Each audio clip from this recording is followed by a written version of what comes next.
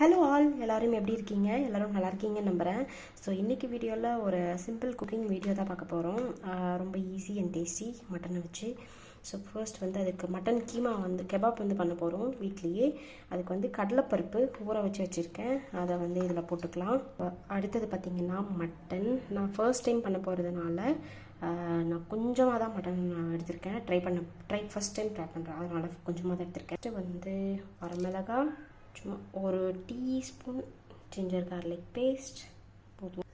உப்பு, சின்ன துண்டு பட்டை, சோம்பு 1/4 டீஸ்பூன் தான் போடுறேன். கிராம்பு 3, ஏலக்காய் 1, மல்லித்தூள் 1 டேபிள் ஸ்பூன் போதும். மிளகாய் தூள் போடாதனால 1 மிளகாய், 1.5 மிளகாய் சேர்த்துருக்கோம். இது முழுகிற அளவுக்கு தண்ணி. 4 விசில், மீடியம் ஃப்ளேம். விசில் வச்சு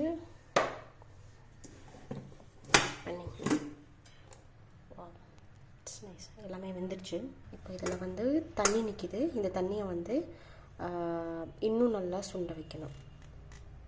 பருப்பு வந்துடுச்சு.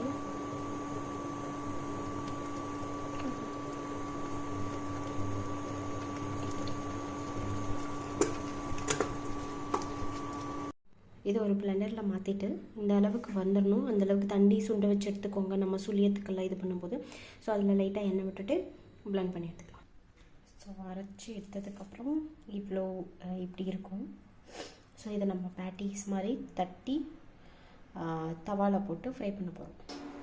பேட்டிஸ் மாதிரி தட்டும் போது கையில் ஒட்டும். அது ஒட்டாமல் இருக்கிறதுக்காக கையில் நெய் ஆர் எண்ணெய் தடவிக்கோங்க.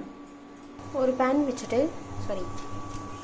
தோசை தவா வச்சுட்டு அதில் லைட்டாக எண்ணெய் விட்டு இந்த மாதிரி பண்ணினா பேட்டிஸ் எல்லாத்தையும் எடுத்து ஃப்ரை பண்ண போகிறோம். லைட்டாக எண்ணெய் விட்டால் போதும், ஏன்னா இது கெபாப். ஸோ டீப் ஃப்ரை பண்ண போகிறதில்ல.